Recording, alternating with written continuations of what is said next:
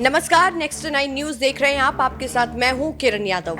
आज के इस खास कार्यक्रम में हम चर्चा करने वाले हैं गुजरात को लेकर। देखिए, गुजरात में अभी हालांकि चुनावी तारीखों का ऐलान नहीं हुआ है, लेकिन कुछ ही दिनों में चुनावी तारीखों का ऐलान कर दिया जाएगा। सूत्रों के अनुसार ये जानकारी आ रही है।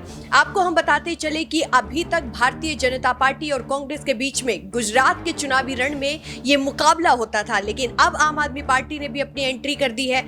आम आदमी पार्टी ने न केवल गुजरात में अपनी एंट्री की है, बल्कि हिमाचल प्रदेश में भी अपनी एंट्री कर दी है। और लगातार विपक्ष की तरफ से यही कहना है कि पहाड़ों पर चढ़ना इतना आसान नहीं है जितना अरविंद केजरीवाल सोच रहे हैं। हालांकि ये बात हुई हिमाचल प्रदेश की, लेकिन गुजरात की अगर मैं बात करती चलूं तो गुजरात में अब मुकाबला त्रिकोणीय हो गया है और लगातार अरविंद केजरीवाल तमाम ऐसे मुद्दों को उठाने लग रहे हैं और तमाम मुद्दों को उठाकर भारतीय जनता पार्टी को घेरने की कोशिश कर रहे हैं। लेकिन बड़ा सवाल यही कि आम आदमी पार्टी किसका वोट बैंक सबसे ज्यादा काटेगी, क्या भारतीय जनता पार्टी का काटेगी या फिर कांग्रेस का।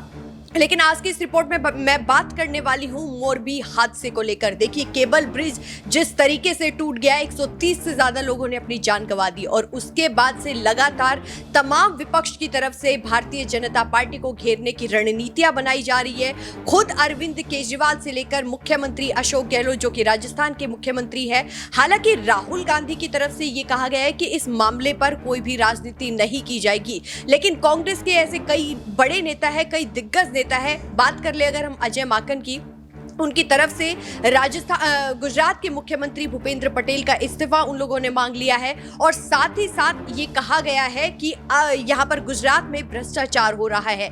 तो भ्रष्टाचार के तमाम मुद्दे उठाए जा रहे हैं। भ्रष्टाचार को लेकर यहाँ पर बीजेपी को घेरने की कोशिश की जा रही है। इस बीच जो बड़ी जानकारी है आपको वो भी बताते चलूं। 6 साल पहले बंगाल में विधानसभा चुनाव होने वाले थे और बंगाल में विधानसभा चुनाव होने से पहले वहां पर पुल गिर गया। उसके बाद खुद प्रधानमंत्री नरेंद्र मोदी की तरफ से कहा गया कि ये एक्ट ऑफ गॉड नहीं, एक्ट ऑफ फ्रॉड है। तो अब यहाँ पर प्रधानमंत्री नरेंद्र मोदी यानी कि गुजरात में जो हादसा हुआ है उसको लेकर प्रधानमंत्री नरेंद्र मोदी इतने भावुक क्यों दिखाई दे रहे हैं। आज इन्हीं तमाम मुद्दों पर मैं अपने साथी अब्रार के साथ चर्चा करने वाली हूँ और उससे मैं तमाम सवालों के जवाब लेने वाली हूँ।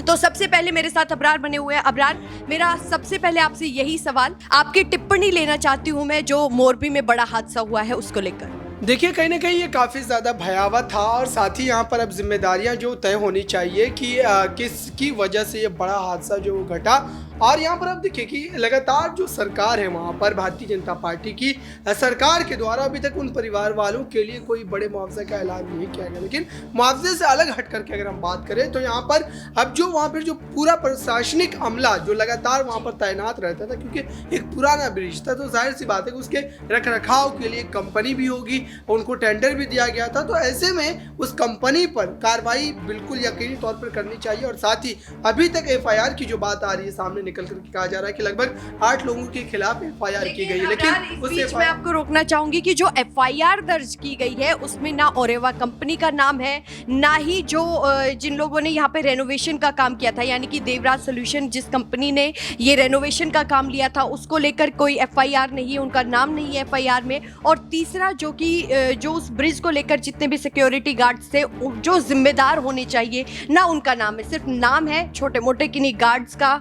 और बात करते चले जो वहां पर रखवाली करते सिर्फ उनका। तो आप इस पर क्या कहेंगे? देखिए, खेल तो यही है ना कि दरअसल बड़े लोगों को जो उद्योगपति है उनको बचाने का एक जो है बेहतर प्रयास किया जा रहा है। और भारतीय जनता पार्टी जो लगातार इस तरीके के मुद्दों पर जो है खुल करके राजनीति करती है, तो अब ये बात अब स्पष्ट करनी चाहिए खुद प्रधानमंत्री नरेंद्र मोदी को, सीएम भूपेंद्र पटेल को इस तरीके के मामलों में राजनीति करना क्या वाकई में सही है। और साथ ही यहाँ पर कांग्रेस के पक्ष की बात करें तो खुद राहुल गांधी ने इस मामले में जो बयान दिए वो काफ़ी ज़्यादा जो है अहम है, क्योंकि उन्होंने सीधे तौर पर कह दिया है कि इस मामले में राजनीति नहीं होनी चाहिए, वरना अगर आप राजनीति करते तो जाहिर सी बात है कि जो परिवार वालों ने अपने लोगों को खोया है उसका दर्द आप नहीं समझ पा रहे। यहाँ पर प्रधानमंत्री नरेंद्र मोदी की उस यात्रा पर भी सवाल उठते हैं कि आप इतने जो है समय के बाद क्यों वहां पर पहुंच रहे, क्योंकि प्रधानमंत्री का व्यक्तित्व इस तरीके से कि वो जल्द ही कहीं पर पहुंच जाते हैं और कई तरीके के छोटे मामलों पर भी वो जो है घटनास्थल पर पहुंच जाते हैं। तो अब जब जहां पर जो उनका गृह राज्य है गुजरात, वहां पर उनको पहुंचने में इतनी देरी और इतनी ताखिर क्यों हुई? अपराध, मैं आपको यहाँ पर रोकना चाहूंगी। जिस तरीके से आपने जिक्र किया कि राहुल गांधी ने ये कहा है कि इस मामले पर कोई भी राजनीति नहीं होनी चाहिए क्योंकि कई अपनों ने अपनी आंखों के सामने अपनों को खो दिया है, लेकिन खुद कांग्रेस के जो वरिष्ठ नेता है, दिग्गज नेता है, अजय माकन की बात कर ले, मुख्यमंत्री अशोक गहलोत की बात कर ले, वो तो तमाम भ्रष्टाचार के आरोप लगा रहे हैं। भ्रष्टाचार के आरोप बिल्कुल लगाए जाएंगे, भ्रष्टाचार तो है। राहुल गांधी फिर क्यों बोल रहे हैं कि इस मामले पर राजनीति नहीं हो? देखिए, लगातार आप देखिए कि पार्टी जो एक बड़ी संस्था होती है, तो जाहिर सी बात है कि अलग अलग लोगों के अलग अलग ख्यालात होते हैं, अलग अलग विचार होते हैं, तो वो अपनी बातों को रखने के लिए आज़ाद है। उसके लिए पार्टी के ऊपर आप जो इस तरीके से आरोप नहीं लगा सकते। आधिकारिक बयान किसका माना जाएगा? राहुल गांधी का माना जाएगा, मल्लिकार्जुन खड़गे का माना जाएगा। अब भारतीय जनता पार्टी का कोई कार्यकर्ता, कोई निचले अजय माकन वरिष्ठ नेता है, दिग्गज नेता है। आधिकारिक बयान कांग्रेस पार्टी में मात्र मल्लिकार्जुन खड़गे और राहुल गांधी और इन जैसे कई वरिष्ठ नेताओं की जो है बात वही मानी जाएगी। आपका जहां तक सवाल है कि अजय माकन ने ये सवाल उठाए, तो जाहिर सी बात है कि ये सवाल पूछे जा रहे हैं उस सरकार से जिस सरकार ने भ्रष्टाचार किया है, ना कि इसमें कोई राजनीति की बात सामने आ रही है। आखिरी सवाल मेरा आपसे ये रहेगा कि जिस तरीके से 6 साल पहले बंगाल में पुल गिरा था, तो प्रधानमंत्री नरेंद्र मोदी ने कहा था कि ये एक्ट ऑफ गॉड नहीं, ये एक्ट ऑफ फ्रॉड है, लेकिन अब गुजरात में जो हादसा हुआ है, मोरबी हादसा, उस दौरान प्रधानमंत्री नरेंद्र मोदी भावुक दिखाई दे रहे हैं। देखिए, भावुक अगर वो हुए, जाहिर सी बात है कि वो इस तरीके का उनका कई बार जो चेहरा सामने देखने को मिला, कई मौकों पर वो भावुक हो जाते। लेकिन सवाल ये उठता है कि अगर कोई व्यक्ति किसी हादसे को लेकर के भावुक होगा, तो क्या वो पूरे देश का भ्रमण करते हुए तब जाकर के उस जगह पर पहुंचेगा? सवाल तो ये, अगर आपको सही मायनों में उस हादसे से जो है एक तरीके से आपको उस हादसे ने झकझोर दिया अंदर से, तो जाहिर सी बात है कि आप पहली फुर्सत में वहां पर पहुंचते। आज भी प्रधानमंत्री जब गुजरात में पहुंचे तो अलग जगहों पर जाकर के तब उसके बाद उनका वो दौरा हुआ है। तो जाहिर सी बात है कि इस तरीके का छलावा जनता के साथ क्यों?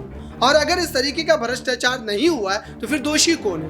दोषी तो तय होना चाहिए ना कि जिम्मेदार कौन है। अगर ये हादसा हुआ तो जाहिर सी बात है किसी ना किसी की यहाँ पर जो है गैर जिम्मेदारी की वजह से हुई, चाहे वो कंपनी हो, चाहे वो मेंटेनेंस कंपनी हो, चाहे वहाँ का जो प्रशासनिक अमला हो, चाहे वहाँ पर जो टिकट काटने वाले लोग हैं, जो मुनाफे की जो एक तरीके से सियासत करने के लिए, मुनाफे की राजनीति करने के लिए इस तरीके का कदम उठाते हैं। और जाहिर सी बात है कि जो संख्या एक तरीके से वहाँ पर जो फिक्स होती है, उसी संख्या बल के हिसाब से लोगों को जाने देना चाहिए था। अगर ज्यादा संख्या में लोग गए तो जाहिर सी बात है कि उनका टिकट काटा गया, तब लोग वहां पर पहुंचे।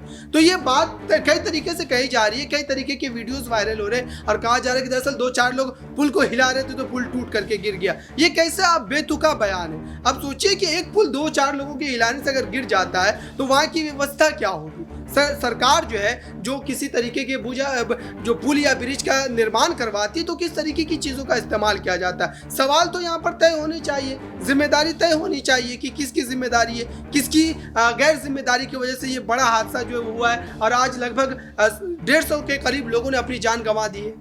तो देखिए, अबरार ने बहुत ही विस्तार से हमें जानकारी दी और हम आपको बताते चले, जो एक वीडियो है जो सोशल मीडिया पर वायरल हो रहा है, वो वीडियो का जिक्र भी अबरार ने किया कि कुछ लोग हैं वो जो पुल का तार हिलाते हुए नजर आ रहे हैं। वो वीडियो 3 साल पुराना अभी बताया जा रहा है, अभी का वो वीडियो नहीं है, लेकिन अब देखना ये होगा कि मोरबी में जो बड़ा हादसा हुआ है उस पर क्या कुछ कार्रवाई भारतीय जनता पार्टी की तरफ से की जाएगी, क्योंकि तमाम विपक्ष की तरफ से अभी भूपेंद्र पटेल के इस्तीफे की मांग लगातार जोरों पर है। देखना दिलचस्प होगा कि मोरबी हादसे के बाद अब बीजेपी की तरफ से क्या कुछ कार्रवाई, क्या कुछ एक्शन लिए जाएंगे। फिलहाल के लिए इस खास कार्यक्रम में बस इतना ही, लेकिन देश और दुनिया से जुड़ी तमाम बड़ी खबरों के लिए देखते रहिए हमारा चैनल नेक्स्ट 9 न्यूज़। धन्यवाद।